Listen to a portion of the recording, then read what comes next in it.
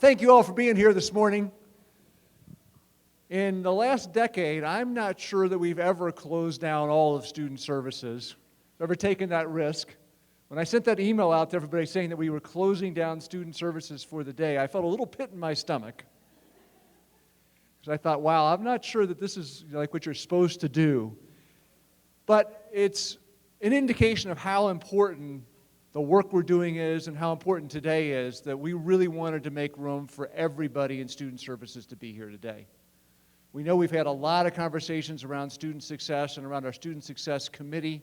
At times when you all are working very hard and sometimes don't have the freedom and flexibility to be there for the conversations, and we wanted to make sure that everybody from student services could be here today. So thank you all very much for coming. I know that there's never a time in the semester when you want for things to do, but I really appreciate the time and energy that you're devoting today to learn about this process. So why are we here? We started really talking systematically about student success in about 2010, 2011. Some of you remember the cubes with Vision 2015, and student success was listed number one on our strategic priorities. And in the time of the 4 years when we started thinking about how to implement student success initiatives, we got a lot done. One of the culminating tasks we did was the developmental education redesign, which was a huge lift.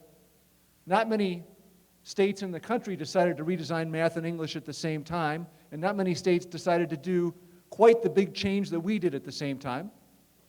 We did a number of other initiatives. We started giving the SESI survey, and you'll hear the relevance of that in just a second. We had folks come in and talk to us about our data there. Campuses took on a number of individual initiatives.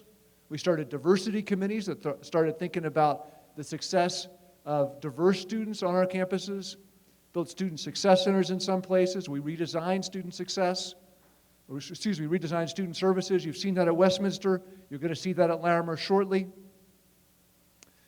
But about the fall of 2013, one of the things I started thinking is we needed a more systematic, focused plan on how we're going to increase the number of students who graduate and transfer from Front Range.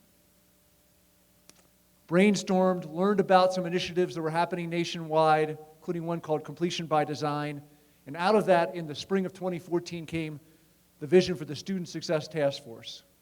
Some of you know that that group, representing faculty, student services staff, folks from the college administration, worked for a year starting in the summer of 2014 through the summer of 2015 and created 5 initiatives for the college to move forward in systematically improving the success of our students.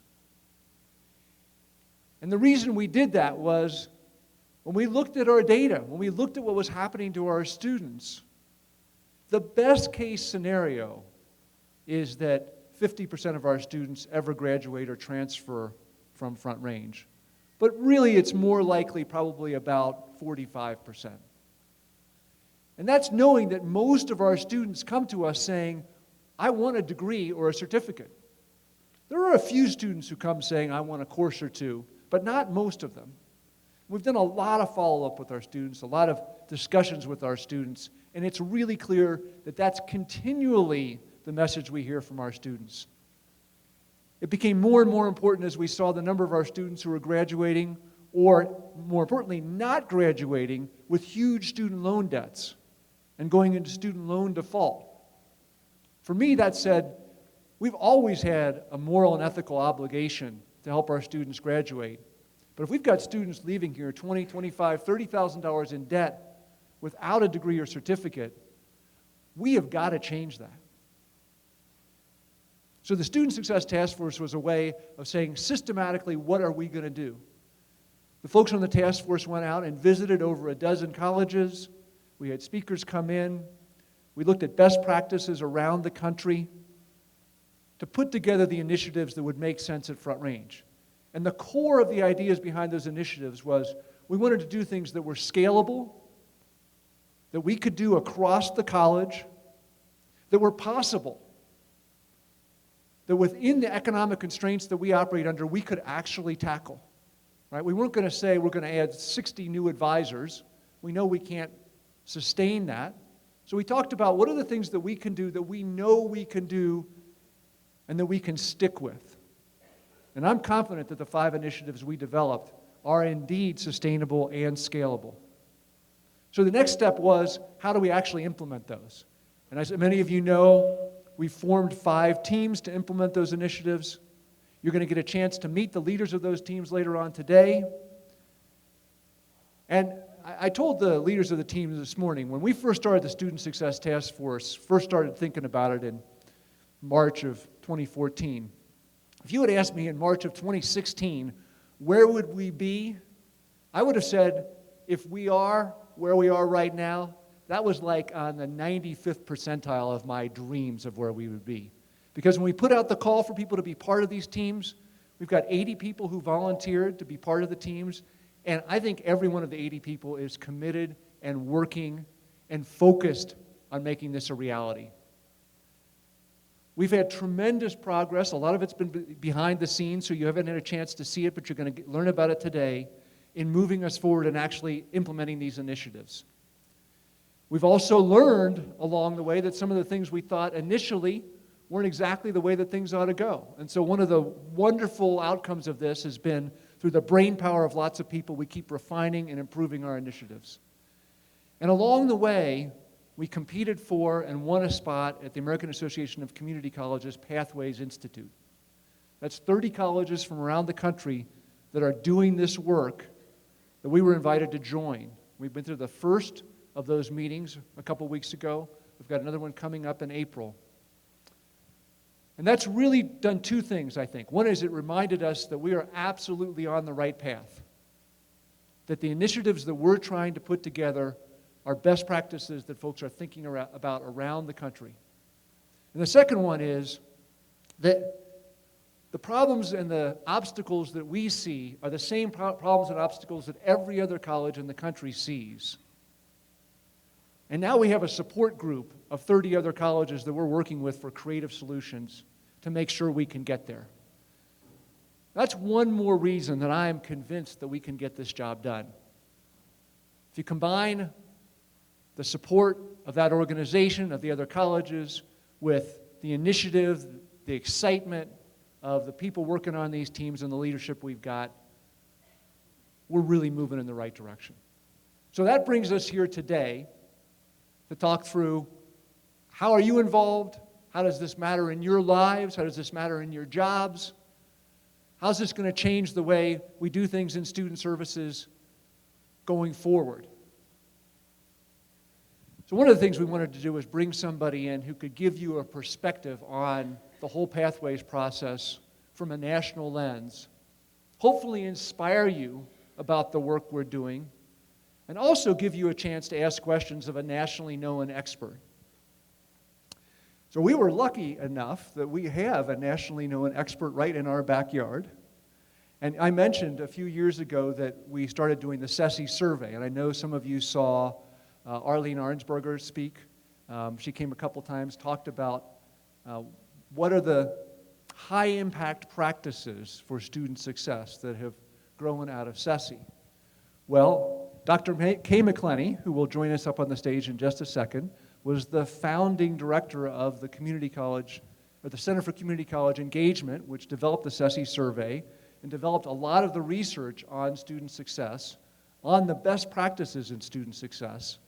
And now she's directing the American Association of Community Colleges Pathways project that we're part of.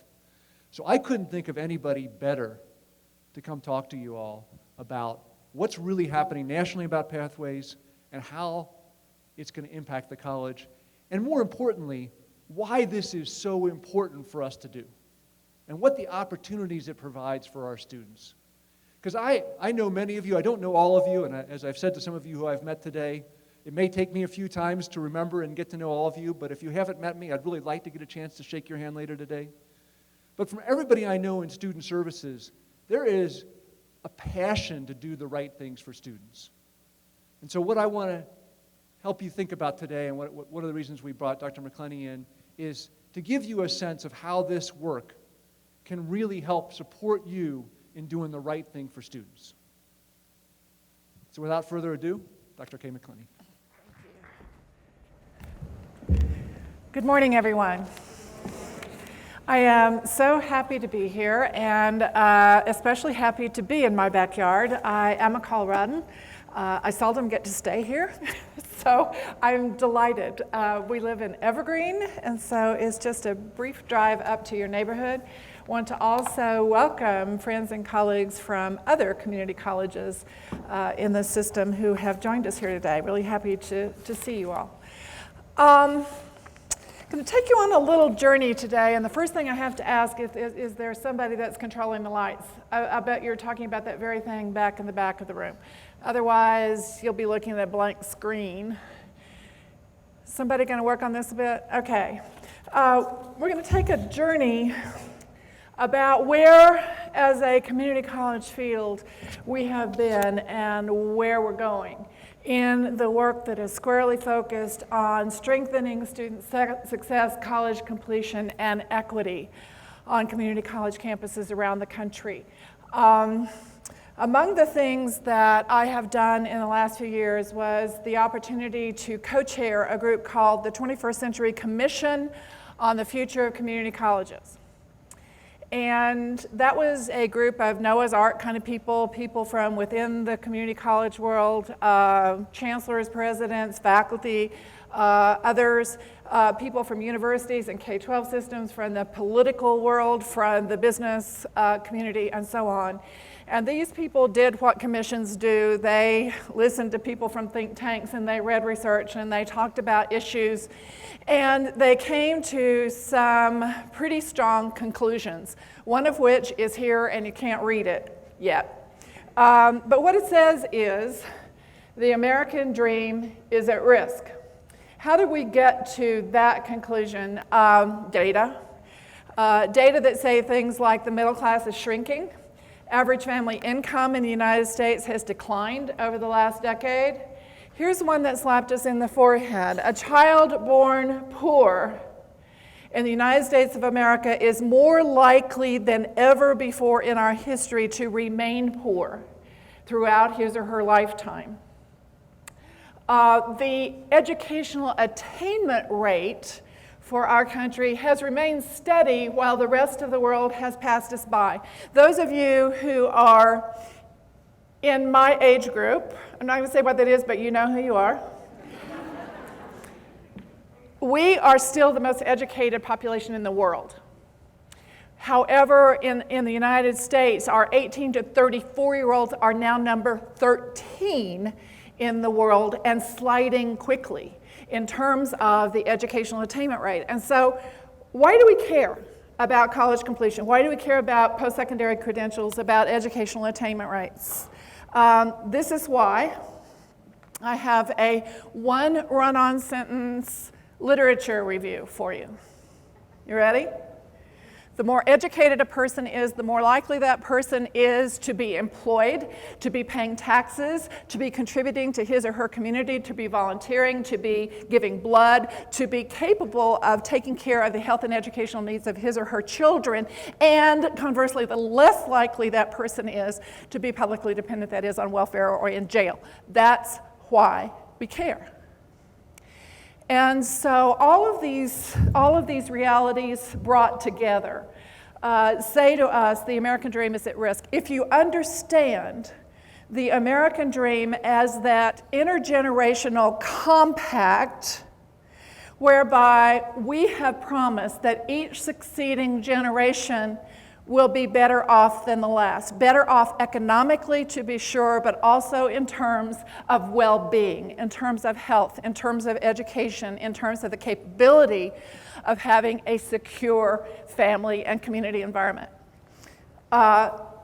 We are in the process right now of breaking that promise for the first time in our country's history. That's why we made this statement. And so a secondary conclusion that the members of the commission arrived at was that if we are going to successfully, as a society, reverse those trends that I just mentioned, then a lot of the heavy lifting for that work is going to occur in America's community colleges, here. But if we are going to step up to that challenge and reverse those trends, we are going to have to strongly rethink the way we design and provide the educational experience for our students. Because right now, as wonderful as we are, and as much as we care, and as hard as we have been working, the outcomes that we are seeing are not what they need to be in order to reverse those trends. You with me so far? Okay, and so that's the general context. And now what I'm hoping is that somewhere I know how to do this. Somebody's going to have to help me with this. Never mind, it doesn't matter that much. So I want to start out by asking you a question, which is about data. I'm a data geek.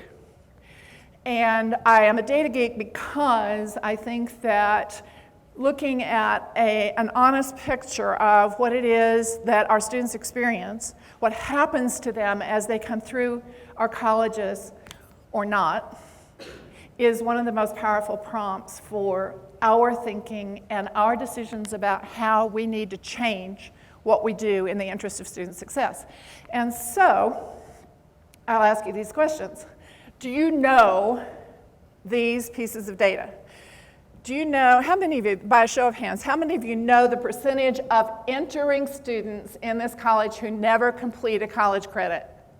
How many of you know that? Almost no one that I ever talked to knows that. And so I will tell you that we've looked at these data in a number of colleges, and so if you don't know for yourself, would you like to guess? Would you like to guess on average, across the colleges where I've looked at the data, what's the percentage of students who enter but never complete a credit? 65%. Oh, wow, that's a really pessimistic view. Never complete a credit. Never complete a credit. Okay, I've seen the highest percentage I've seen is about 33%. But ouch, that's an owie, isn't it? But the average is about 17%. Students go, and I'm not talking about casual stuff. Students go through what we put them through in order to apply, to come to the college on average 4, 5, 6 times, to get registered, to complete their financial aid application, all that kind of stuff. And they are here on census date, but they never complete a credit. Go find out what that number is. Percent of entering developmental students who complete a credential, a certificate, an associate degree, or transfer successfully to a 4-year institution. Do you know that number? Somebody speak up. 40%. 40% of your entering developmental students complete? 21. Okay, I guarantee you it is not 40%. I guarantee you that. If it were, golly, that would be a wonderful thing. It is not anywhere close to that. In most colleges that I work with, that number is in single digits.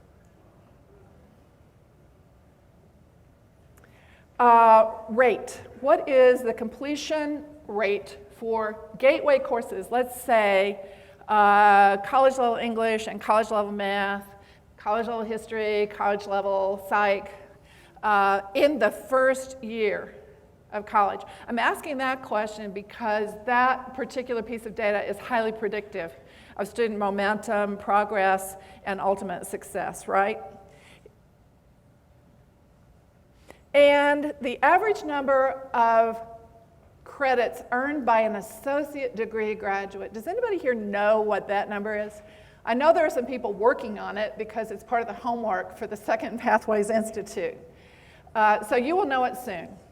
I'm going to tell you that across the state of Texas, this is the most horrible statistic I've heard in the last year. In the state of Texas, a very large community college state, right? The average associate degree earner in Texas community colleges has earned 92 credits. Don't pick on Texas until you see what your own data tell you. I just want to say to you, 92 credits, there is no level on which that is okay. There is no level. It's student time, student opportunity, student Pell Grant eligibility, taxpayer expense. There's no level on which 92 credits is okay in an institution that is supposed to be offering 60 credit associate degrees. I'll give you 65. All right. So in this journey of working as we have for many colleges for a decade and more on improving student success, what have we learned? Now, this is going to be a quick tour. I know that you have encountered, or some of you have encountered, my colleague, Arlene Arnsparger, who was a colleague and employee at the Center for Community College Student Engagement. And along the way here, I, like Arlene, am going to bring some students into the conversation. But I just want to say some things about over this period of time, through completion by design, through achieving the dream, through CESI's work, through the efforts of individual colleges like this, what are we learning? And here's the first one. I don't think this will surprise you. Community colleges are really good at collecting stuff. Collecting initiatives, collecting projects, adding new programs. We are not very good at stopping anything. But we have done these things, and many of them have produced good results for usually small numbers of students. I really appreciate what your president had to say a few minutes ago about finding those places where we can take discrete initiatives and scale them to serve all students within the parameters of finances that we all have to work within. So I appreciate that. This is a national phenomenon. We've collected these initiatives. We've worked hard in good faith. We've gotten some good results for small numbers of students, and we have not seen the gains that we want to see in moving the big needles on persistence, on graduation, on transfer, and especially on equity. And so that's reality number one. Reality number two, in order to get past the collection of initiatives, we have to figure out where are the right places to focus institutional effort, which means focusing the individual efforts of people in student services and faculty and others on our campuses. Focus is not our strong point. We are national, global overgeneralization. We are attention deficit disordered institutions.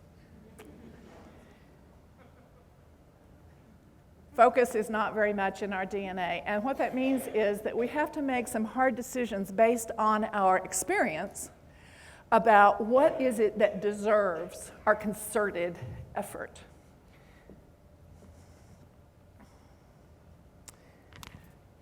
This ought to be obvious to all of you, and it should have been obvious from the very beginning of work on student success initiatives in community colleges, but I will tell you that this is one of the most important lessons out of all of that work.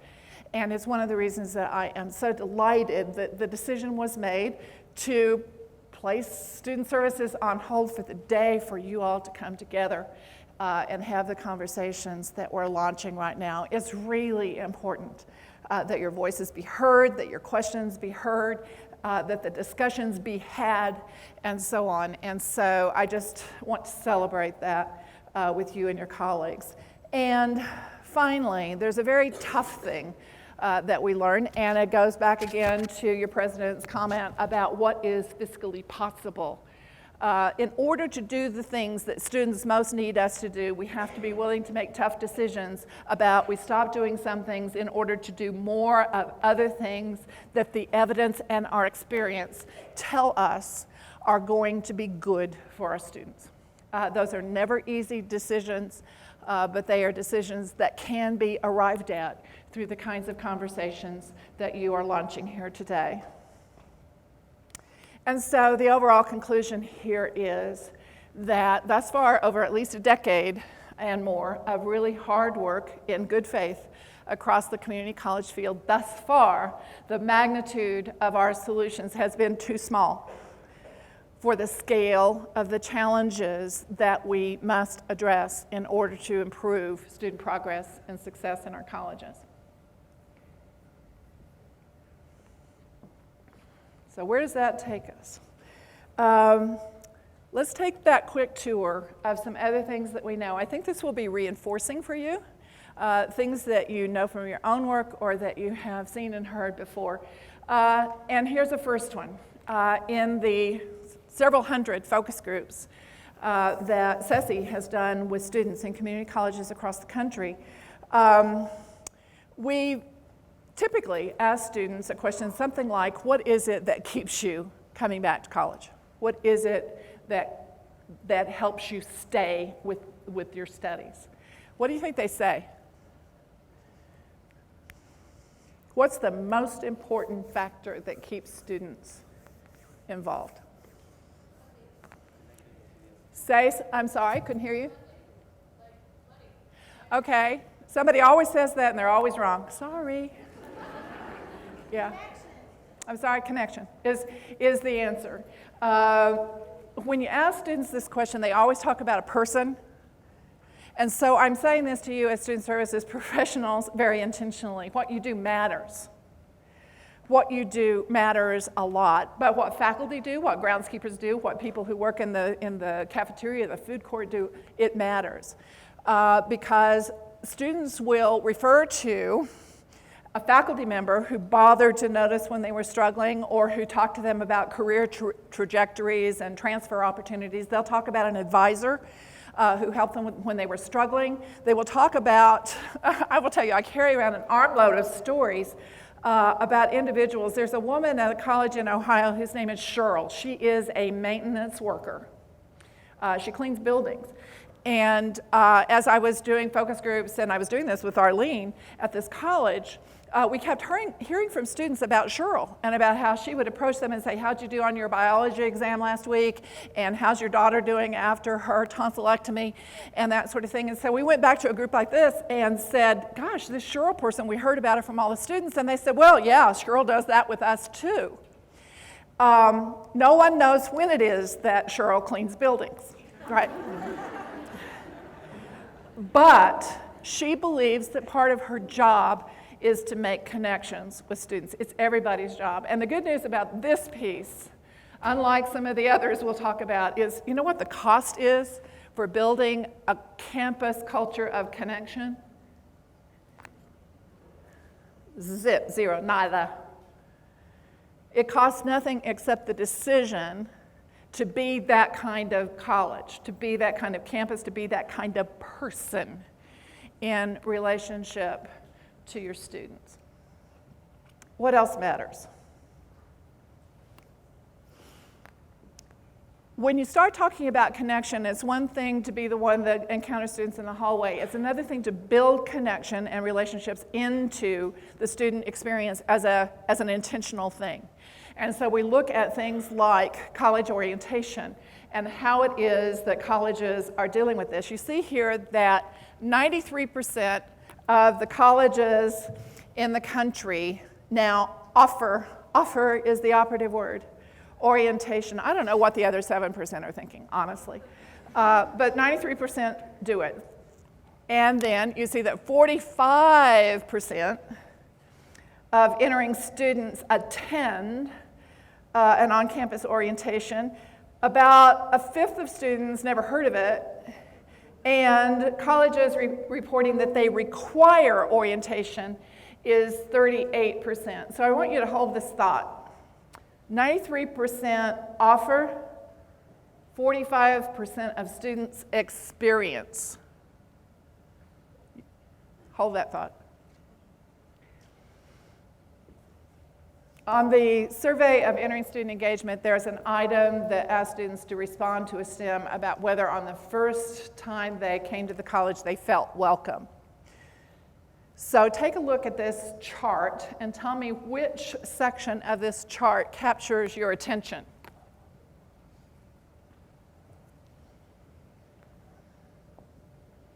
Can you read it? That would be a prerequisite here.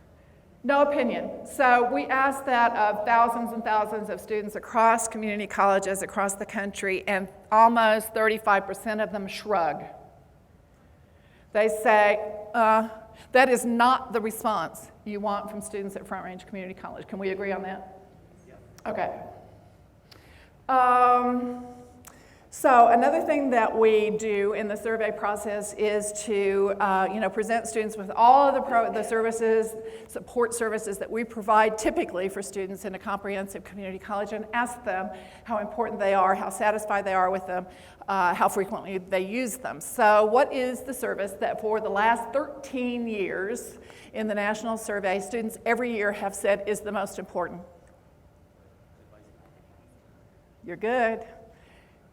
It is academic planning and advising. So why do they say that? Why do they say that? So we go to them and we say, we notice that you say that academic planning and advising is the most important service, and why is that? And they say, because I need a roadmap.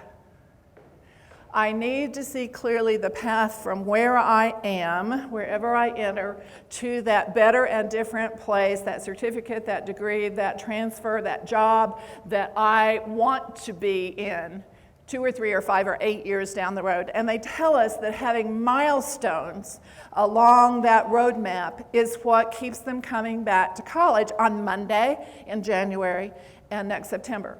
That's what students tell us. It's about knowing what the pathway is to where I want to go.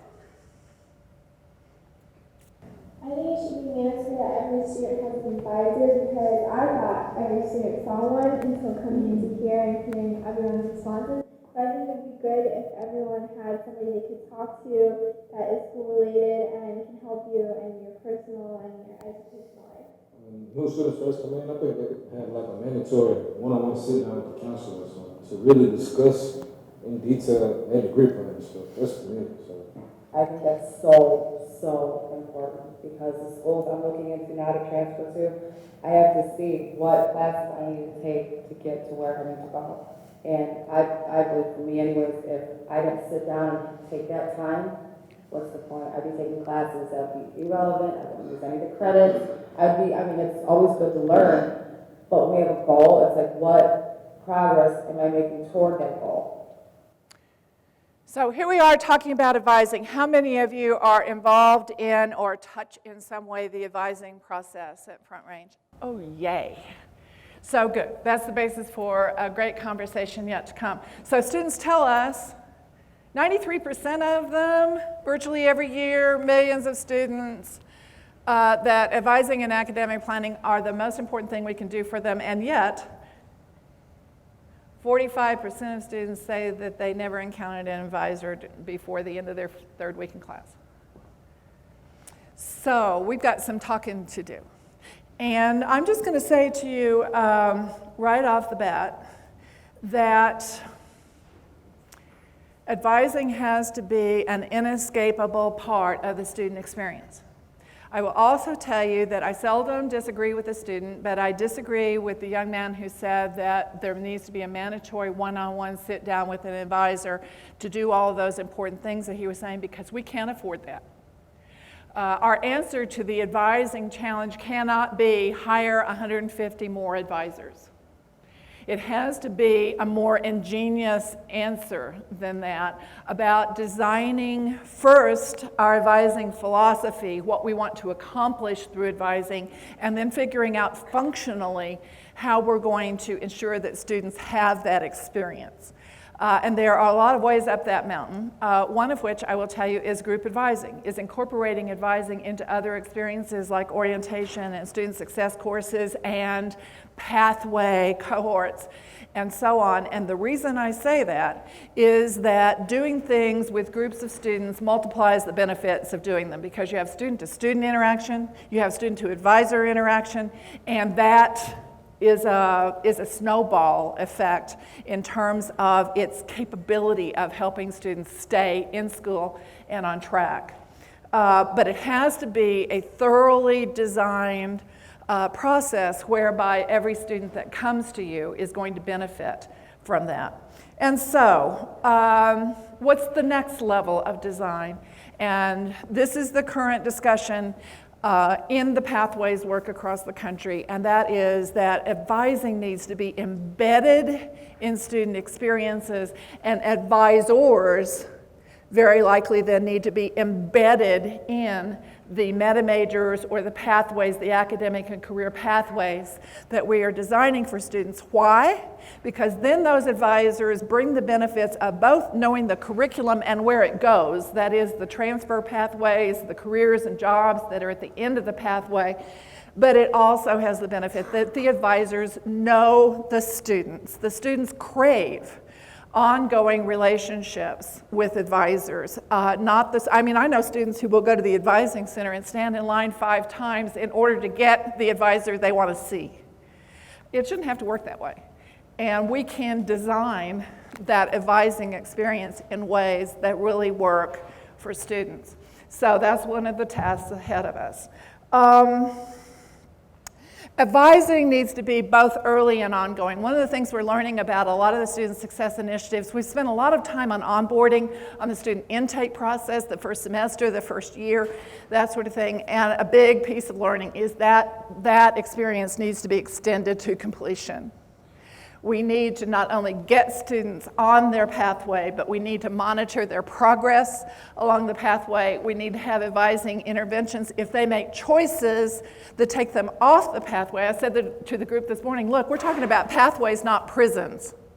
And students still get to change their minds. You can still, decide that you want to be a music major instead of a nursing major, and that choice would trigger an advising session that helps you make informed decisions. You can make this change, and what that means about your course taking is this, and what it means about how many more courses you'll have to take is this, what it means about your transfer and job opportunities is this, and what it means about what you will make as in terms of earnings after you graduate is this. Let's provide them with information that helps them make informed decisions. And so the early and ongoing piece is really important. It needs to be connected to milestones. We have in the pathways work identified empirical momentum points. We know that if students complete those gateway courses in their first year, that's a momentum point. We know that if they complete 15 credit hours within a certain period of time, that's a momentum point. And so helping students know when they have achieved a milestone is another one of those things we started calling this morning. It's a sticky experience for students. You understand technical terms sticky? Got it. And finally, I said that given our economic realities, we can't resolve all of our dilemmas by just hiring more people. And so that's where the ingenuity comes about who does what advising work best. And triaging that role definition in your process of defining what your advising philosophy and your advising model might look like. And so, for example, I know of colleges where they say, well, professional advisors, counselors, are really good at helping students understand the pathway, understand the academic planning process, setting goals, all that sort of thing. Faculty are exceptionally good at what they know. That is, they know their curriculum, they know what transfer pathways are for their students, they often know, particularly in our career and technical programs, what the careers and jobs and that sort of thing are in the local region. Students, as peer advisors, are really good at the savvy stuff. How do you get stuff done around here? Where can you go for help on certain kinds of things? How can you get connected to things that you care about? And so that kind of triage in terms of how do we as a campus community see to it that each of us in our respective roles can function in important ways as advisors for our students.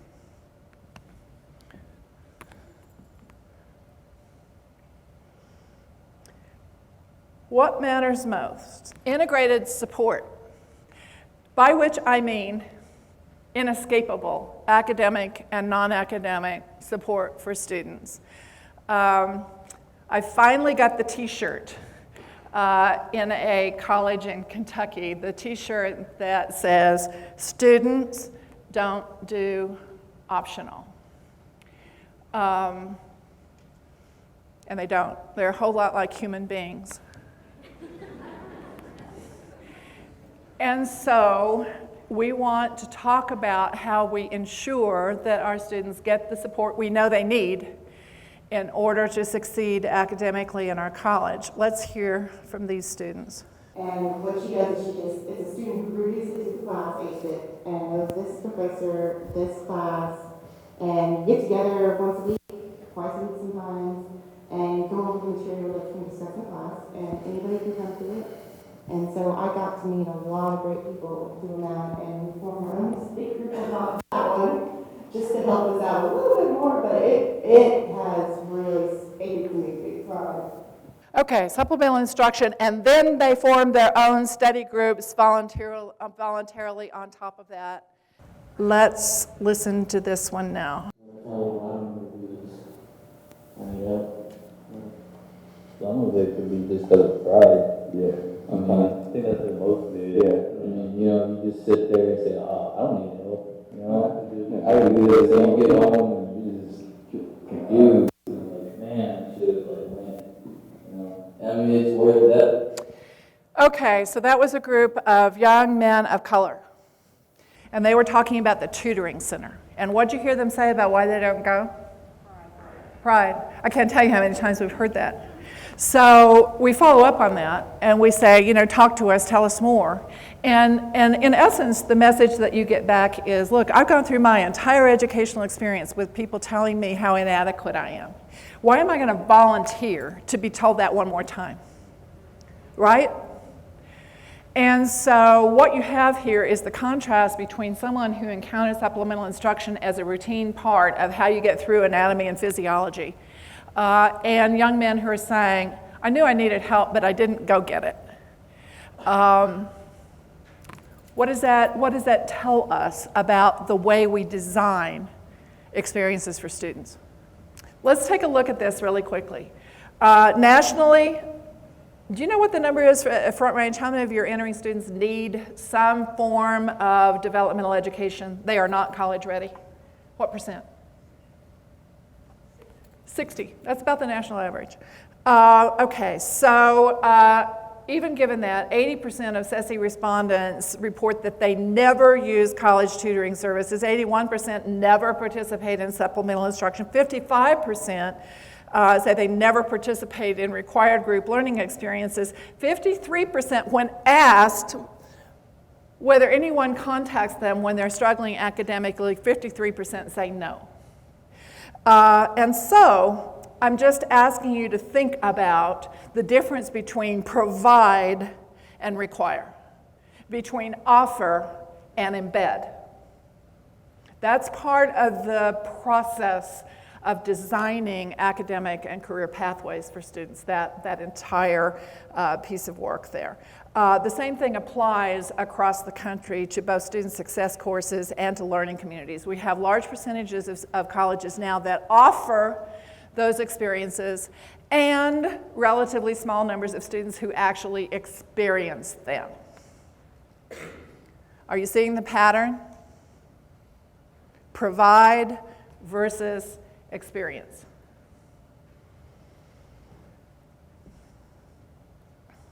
Okay.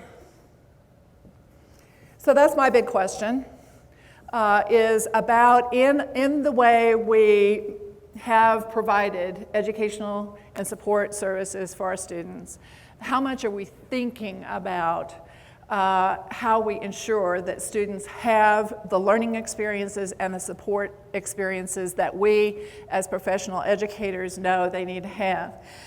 So that thing about students don't do optional, this is the way this came up. This came up very, very early in the work of doing focus groups through SESI. And we started hearing students actually use the word mandatory very early in that process. And we were skeptical because we knew you would be. And so we went back to students and we said, you're saying that this should be mandatory, and the this could be orientation, student success courses, advising, required study groups, that sort of, this should be mandatory. And so I say to them, do you really mean mandatory? And when I ask that question, they get all huffy and condescending and define the word for me. They say, yeah, that means that every student should be required to do this. And I say, okay, so what if you came to this college and they required you to do this thing? What would you do? And what they say is, well, first, we'd whine. Okay, first you'd whine, and then what would you do? Well, then we do it. Well, why would you do it? Because you said we had to. Their expectation of us as professional educators and advisors and student services professionals is that we know what's good for them, what will help them succeed in achieving their college goals, and they expect us to design their experience in a way that they have those experiences. Is that reasonable to you? All right, that's how we got to students don't do optional. So now we are sort of up to the present in terms of what we've learned, and I want to introduce you, or maybe reintroduce some of you, to a young man whom we shall call James. Some of you may have seen this before. We had an opportunity at one point to do longitudinal focus groups with students, and we learned a lot, and I thought I was going to have to pay for psychotherapy for my staff during that time, because they experienced what you experienced, that is, watching students disappear. And so let's see what James has to say. I love education, so I was never sick. I didn't come professional, but you just gotta see it, just another day at school. So you just adapt to it. I did. It's easy. It's just a lot of home. I don't like home. I mean, school's alright. I like it, but it's just it's not for everybody. And I guess I'm just one of the people that's not. Or maybe sometime later on in life, I'll pick it back up again. But, it is what it is. Have any of you ever met James? A. James? 3 months. He dropped out of school right after that last focus group. So my question is, by the way, when we followed up with James and did an individual interview with him after he dropped out, I often hear people, faculty and staff at colleges saying, well, if only students would take responsibility for their own learning, for their own choices, and so on. Let me tell you, James took all the responsibility. James's direct quote was, "It's all on me." To think about whether in the ways we intentionally design experiences for students, it might have been possible for James to be more connected to the college, to other students, to an advisor, to faculty members, and whether it might have been possible for James to have a clearer vision of what his personal pathway was. That's what I think we need to ask ourselves. Comments or questions about that before we just move on?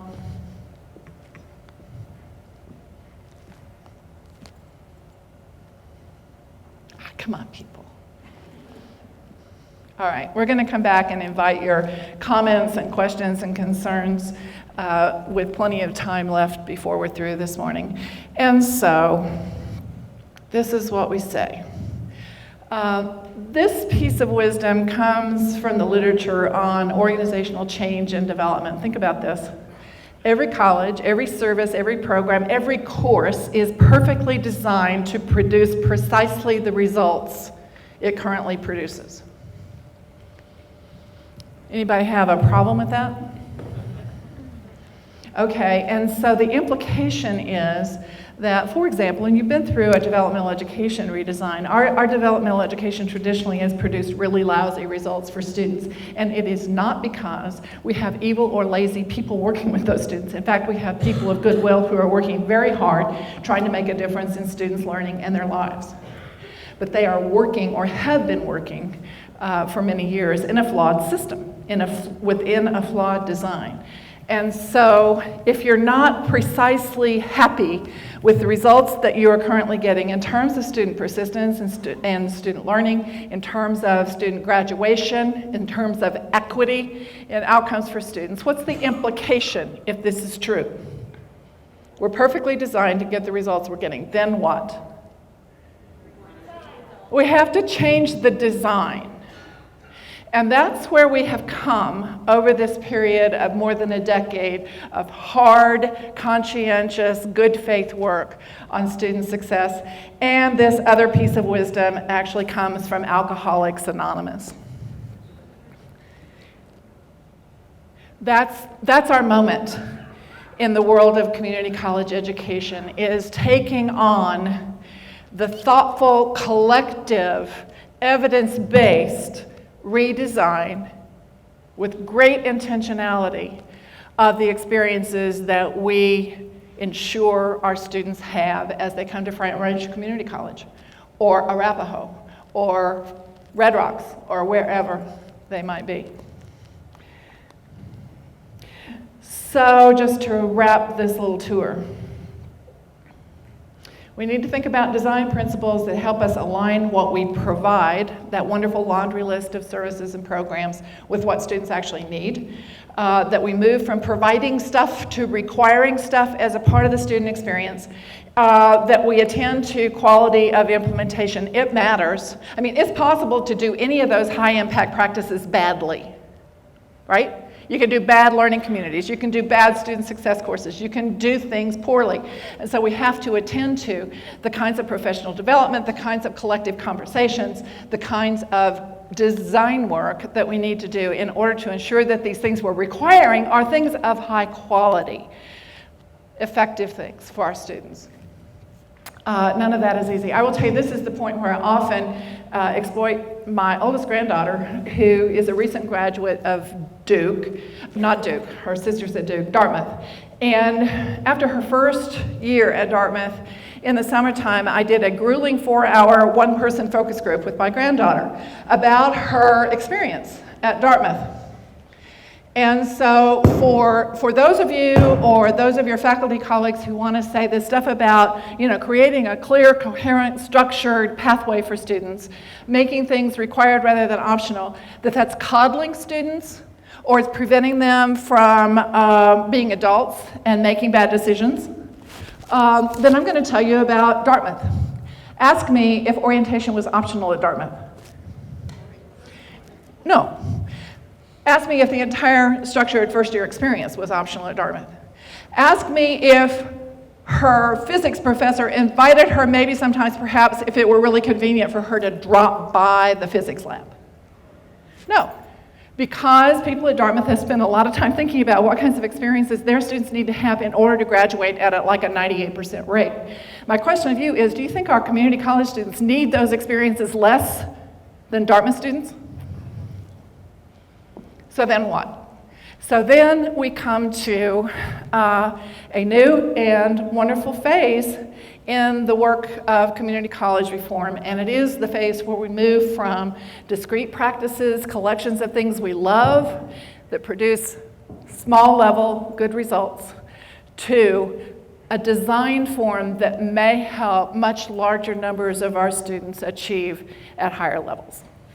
And that's the movement from practices to pathways, as your president foreshadowed, and as you now have at least 80 people in your college working on. The pathways reform movement, if we can call it that, it's nascent. You are among the leading edge colleges in the country in this work, but it builds on both research and experience that we've had over these last years that tell us what we need to do and do dramatically differently if we want to see the big gains rather than the minuscule ones in our students' progress and success. And so here we are. The AACC Pathways Project is a partnership of not only the National Association, but 7 other partner organizations, and they are, many of them familiar to you. CESI is one of them, the Community College Research Center, the Aspen Institute, Jobs for the Future, a bunch of really good people. And this convergence around the notion of pathways is really joyful. It is the field coming together and saying, okay, this is where what we've learned leads us. And this group is coalesced around a pathways model that has institution-wide change at scale as its mantra. Its central component is program maps for our students so that they can go into a program and see that course sequence, see those milestones along the way. But it is not just about mapping programs. It is in addition about faculty and student services people coming together and answering a whole series of questions about how we design the student experience together. What general education core courses do we want to recommend for students in this group of programs? What elective courses do we want to recommend? What is the default sequence of courses for our students in order to make quick, effective, efficient progress toward completion of their goals? What are the applied learning experiences that we need to ensure they experience? Someone talked about service learning at Front Range this morning. It's a wonderful jumping off place to ensure across the curriculum that discipline appropriate service learning or applied learning experiences are baked in to those pathways. How do we embed advising in the clusters of programs that we may call meta majors or communities of interest? How do we ensure that we embed discipline appropriate academic support into the student's experience? Discipline appropriate. I'm going to say there are a lot of different ways to do this. There's the tutoring center, there's the writing lab, there's the math map, there's supplemental instruction, there's required group work outside of class. There are a lot of different ways to provide academic support, and you know what? They're all in some way a version, a way of packaging time on task.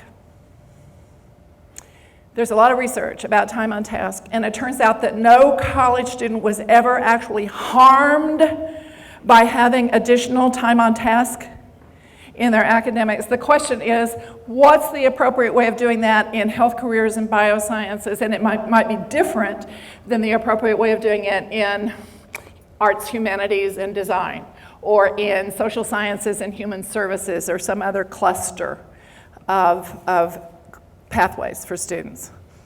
Kind of getting that? So that's what this pathways model is about. It's not just about program mapping. It's about designing the student experience as they move through those programs. And that's why eventually and happily, this work is going to touch everyone. It's going to need to involve everyone because it's going to affect how all of us, how everyone on your campuses works with students. It's about students.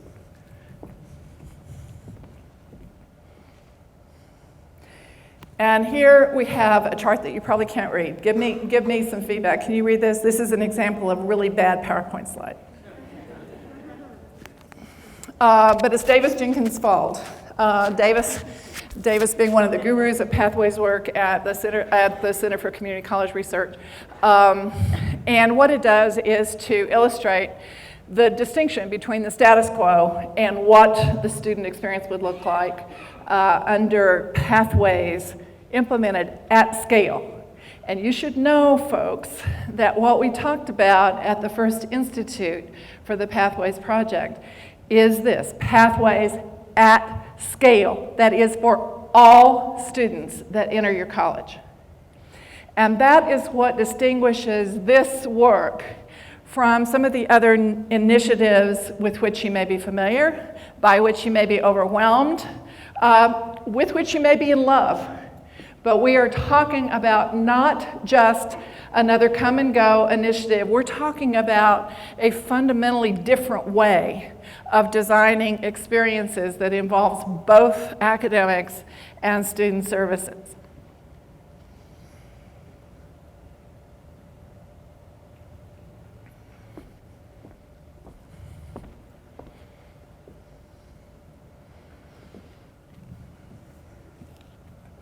These are the buckets of work.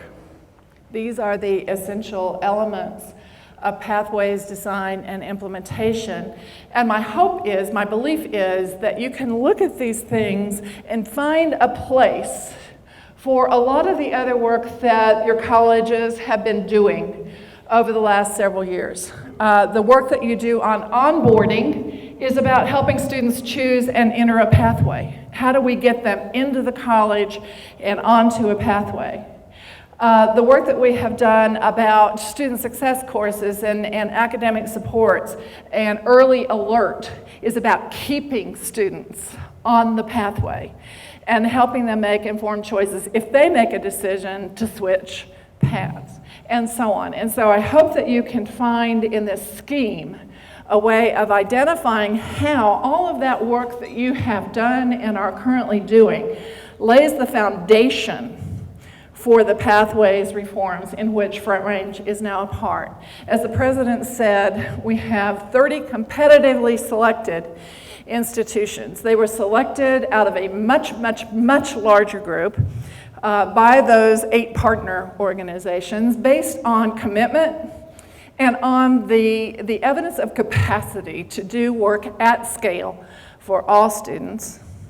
And because there were foundational pieces of work already in place on which we can build in creating this new pathways-oriented design for students. And so I'm going to stop there and pause and ask you for your reactions, your questions, your concerns. What is it that you've heard that either concerns you or captures your imagination? We have some mics out there. I've got one of them in my hand right now. Okay, good.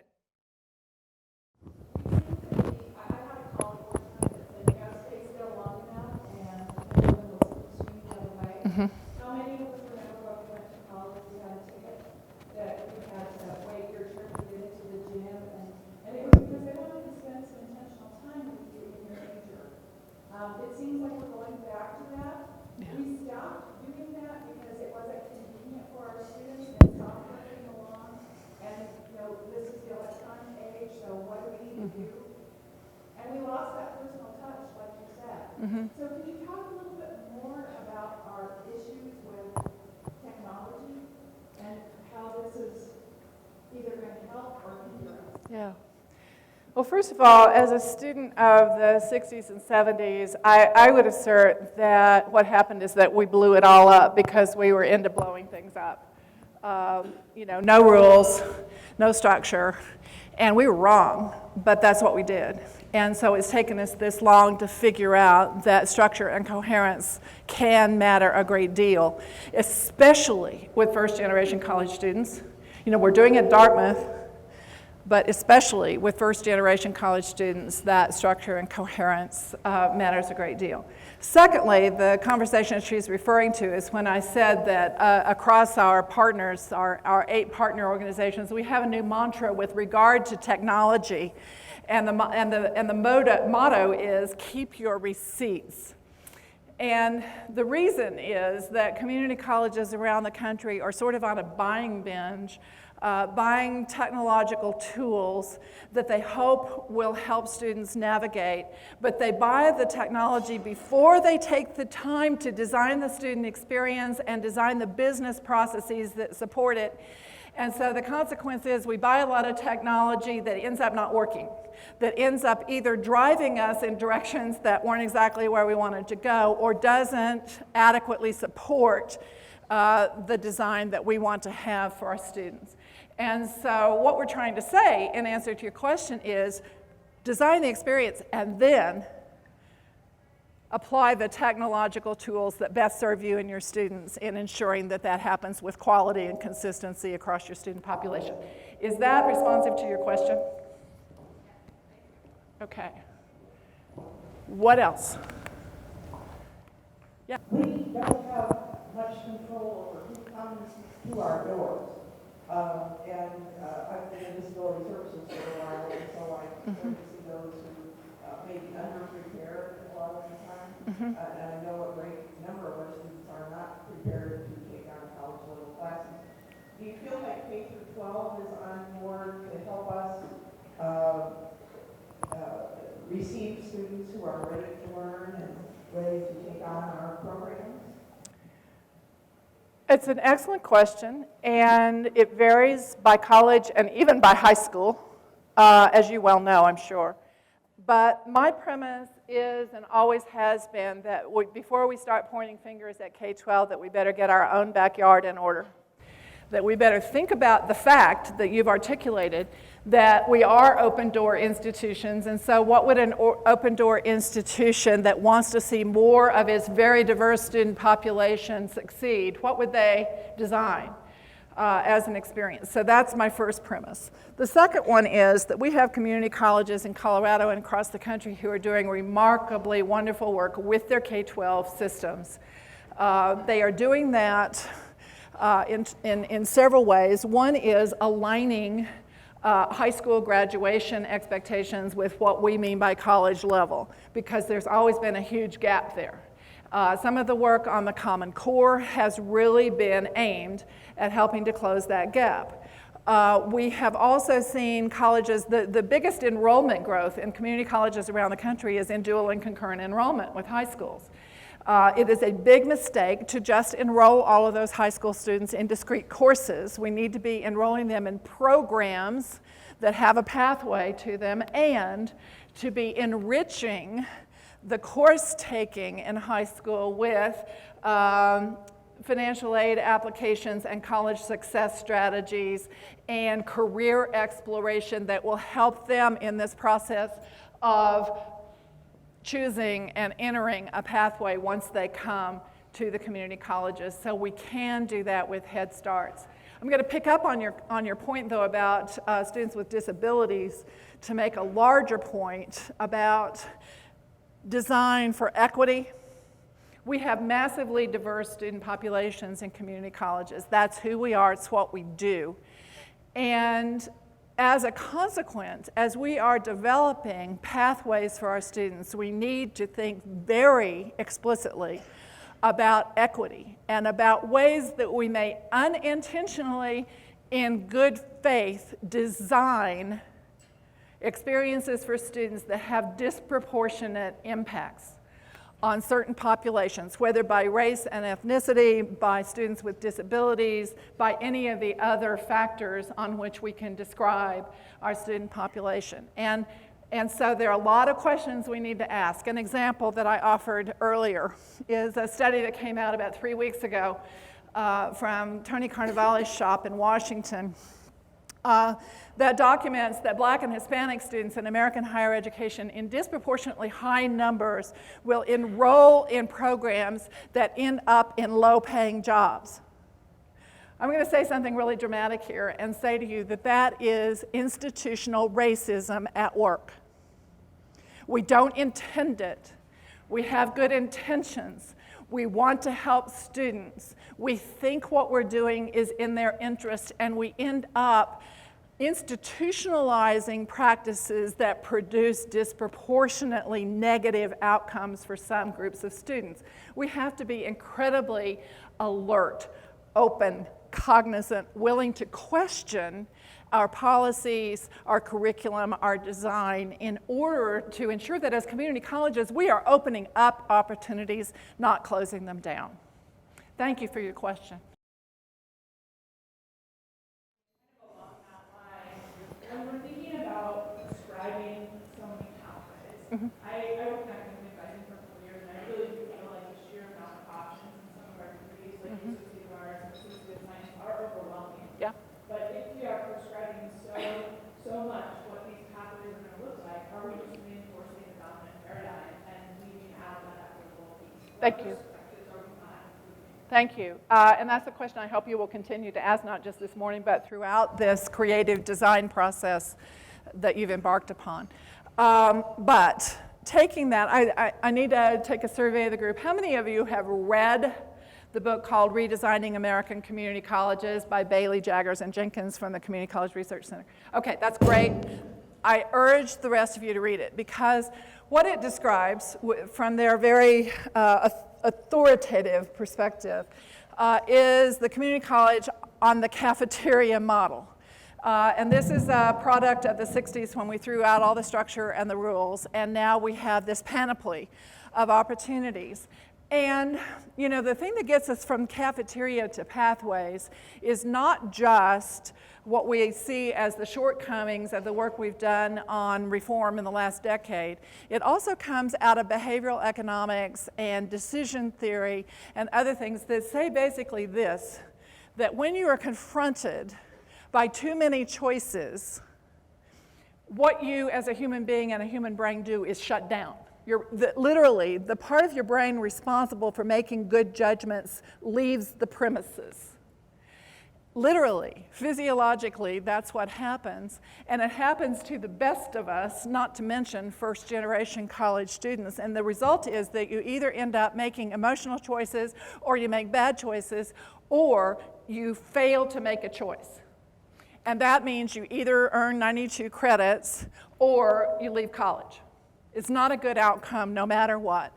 And so we are quite, I've got to tell you, I was with a college group not too long ago, and a woman came up to me afterwards, faculty member with a PhD, who teaches anatomy and physiology, but she was a recent immigrant from India. And she told me that when she arrived, which was right before the beginning of the semester from India, that she needed to go out and get some basic things for living. She needed some toothpaste. You know where this is going. Somebody took her to Walmart. And she went to the toothpaste aisle at Walmart, and she said, "Okay." There was whitener and not whitener, and a whole lot of whitener. There was fluoride and not fluoride, and there was this, and there was that, and there was this, and there were like 1,000 options. All I wanted was to brush my teeth. And so think about the last time you had to buy a cell phone data plan. The way we do, I've got to tell you now, I was recently in a large college district in Arizona, which shall remain nameless, but it's in Phoenix. And I asked them this question. I said, how many courses do you have in your course inventory? Do you know the answer to this question in Front Range? Find it out. Their answer, guess. It's a big place. 10,000. 10,000 courses for students to choose among. And I said, well, let me guess. Let me guess that 80% of your students are in 25 of those courses. And they said, actually, no, 85% of our students are in 20 of those courses. And they can't get the courses they need in order to complete their pathways. They have to do time taking other stuff while waiting for the course they need to come up in the schedule, right? This is bad for students. This is bad educational practice.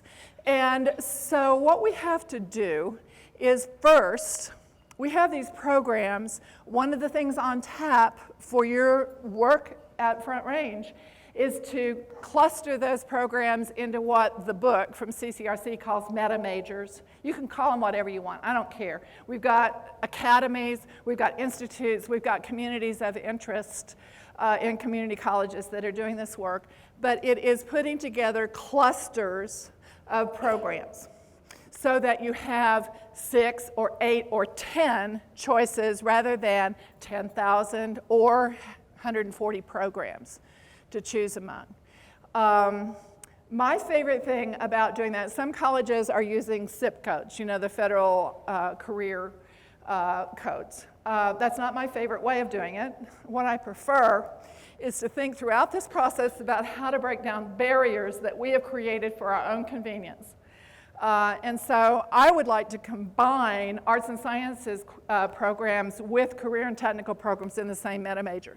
That's how you get something like health careers and biosciences, or something like arts, humanities, and design, or STEM, which in and of itself, science, technology, engineering, and math is already a combination, right, of traditional career and arts and sciences. Why do I want to do that? Well, it turns out that students don't have those divisions in their brains. And it also turns out that we have a whole lot of occupations out there, like music engineering,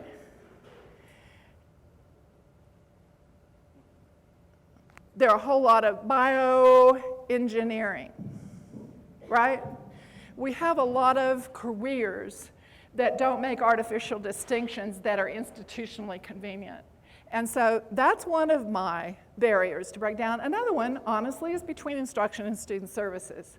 You all are engaged in a very intentional effort at this college to think about ways to constructively, in students' interests, integrate student services with instruction. It turns out the students also don't have those divisions in their heads. And so a lot of the silos that we create will not make sense when we start trying to do something that works better for student decision making. Now, once you have those meta majors, the Alamo colleges in Texas have 6 institutes, and they are having students make tentative choices of institutes in their application to college, so that they can begin immediately with that work of connecting them to other students, to faculty, to advisors, within a cluster of potential majors. Again, a pathway, not a prison. They can change their minds, but they'll still be here to change their minds, if you get my point. What else? Yes?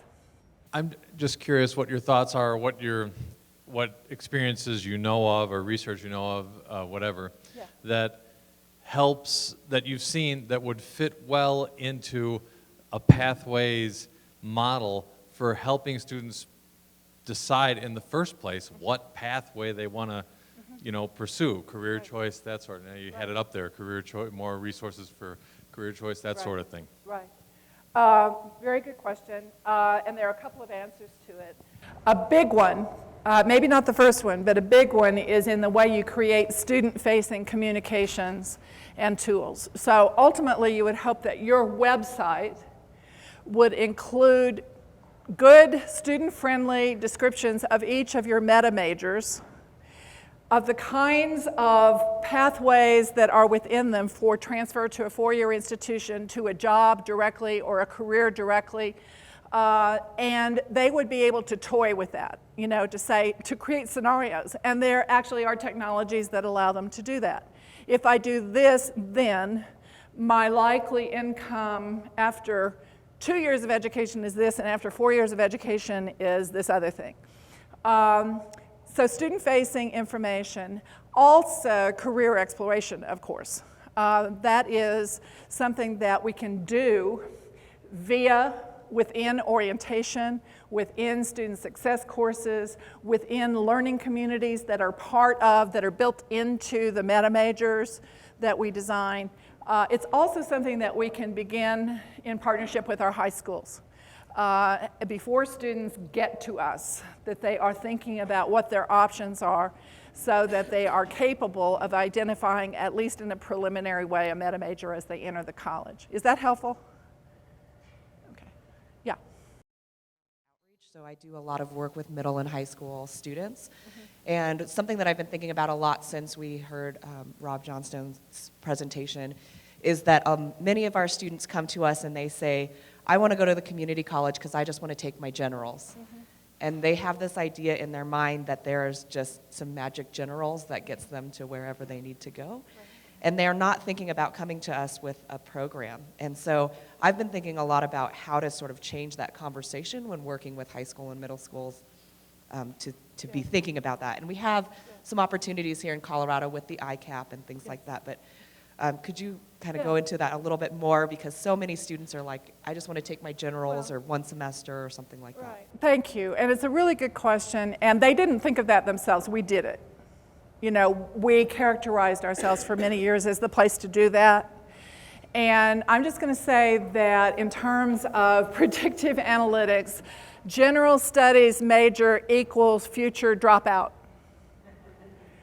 And you're right now, as advanced work for the next Pathways Institute, you're doing some analysis of your enrollment analyzed by student major area.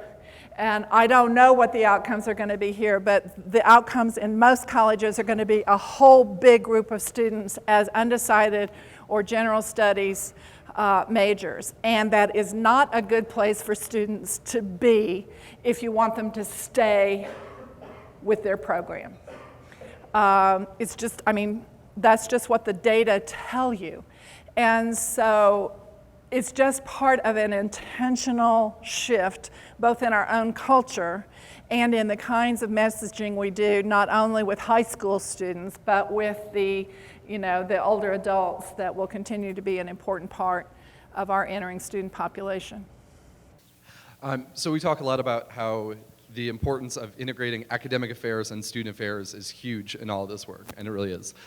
Do you have some good examples to share about incorporating the other aspects of our college structure, right? Human resources, IT, communications, and so on, in terms of doing all this work?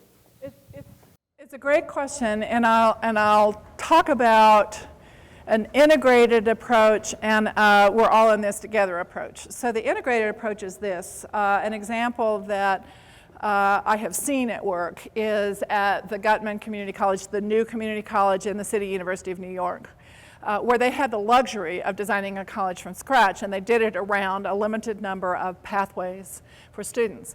And their organizational structure actually there is of having multi-functional, cross-disciplinary teams. They call them, or did at least, instructional teams, but they include, for each of those meta majors, they include faculty from the program areas, they include advisors embedded in the work, they typically include somebody that is an instructional designer, somebody that's an expert about instructional technology, online learning, somebody that's an expert on learning outcomes assessment, so that they have a multidisciplinary set of perspectives and expertise, all of whom are focused on the students moving through that meta major. So that's one very explicit way.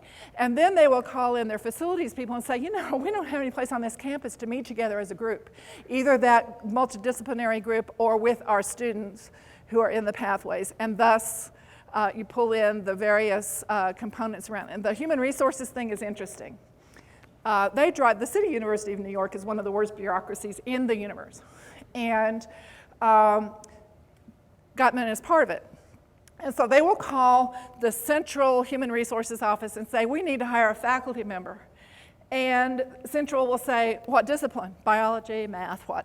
And Gutman will say, we don't care. We need a person who really knows a lot about learning outcomes assessment, and whatever discipline they teach, we'll put them to work.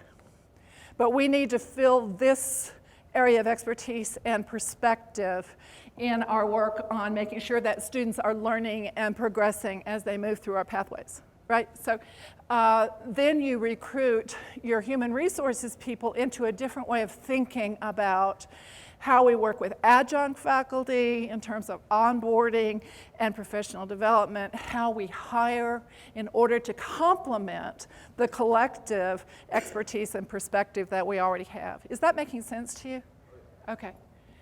A little radical. What else?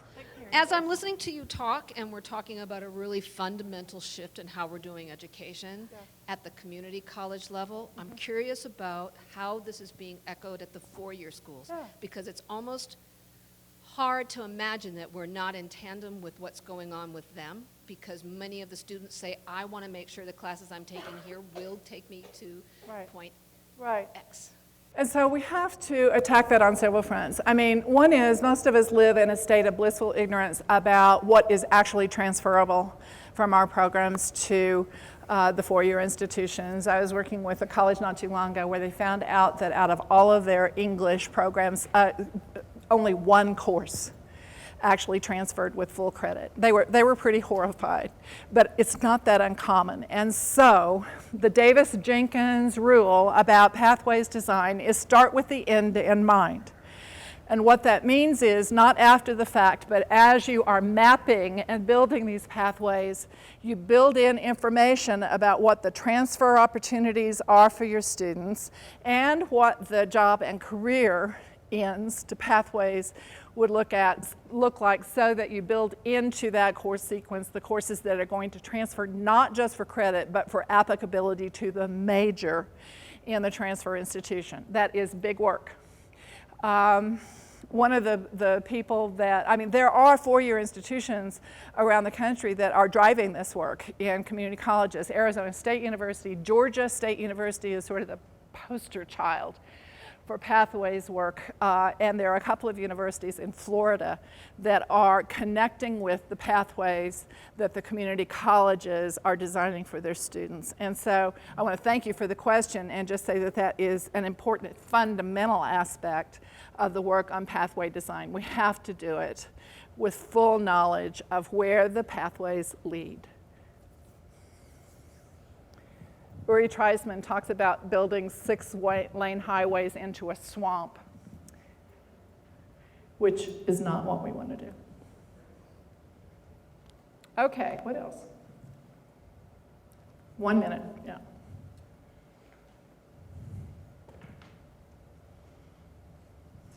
I just wanted to ask if you feel the pathways should be different for students who want to do all this on a remote basis and they're either working or they just want to stay at home and they don't want to actually come to campus. Are there differences there, or should we be applying, the same for each? The medium is different, not the pathway.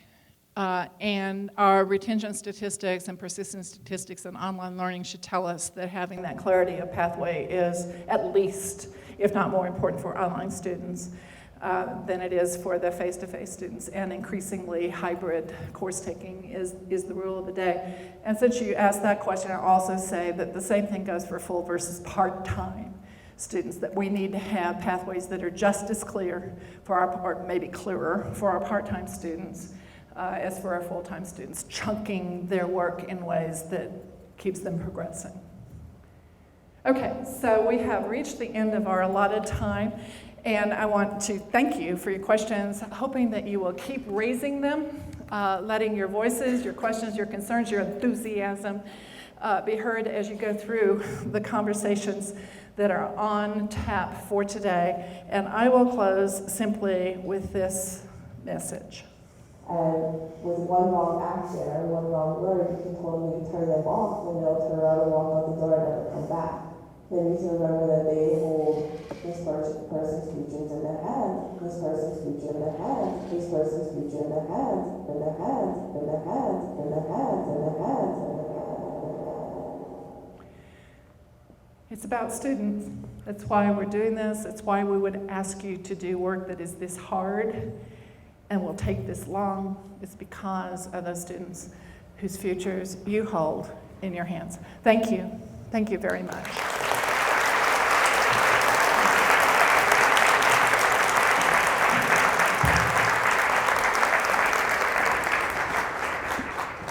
Thank you, Dr. McClenney.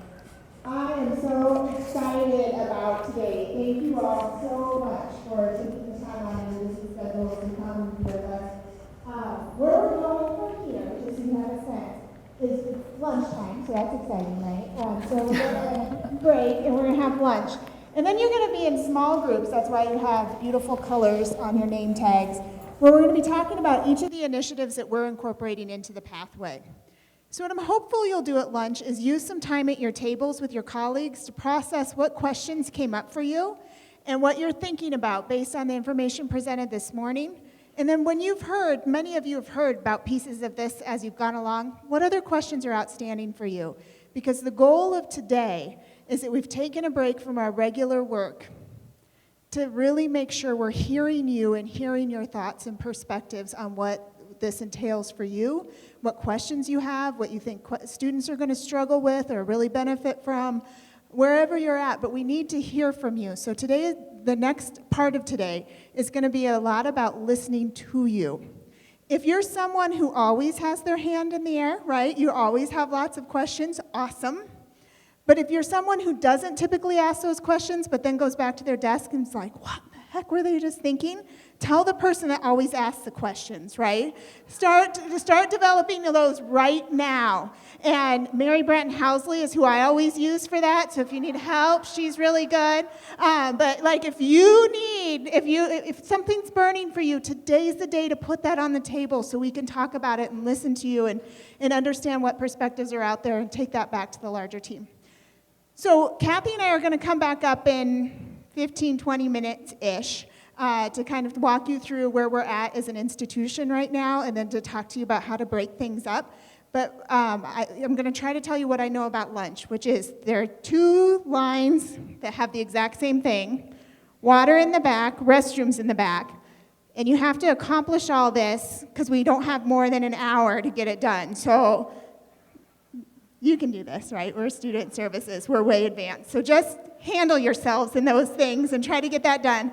We'll come back up in 20 minutes. Before we do that, though, there is a wonderful woman who doesn't organize, like I just said, standing in the back. And I would like to thank Natalie Montoya.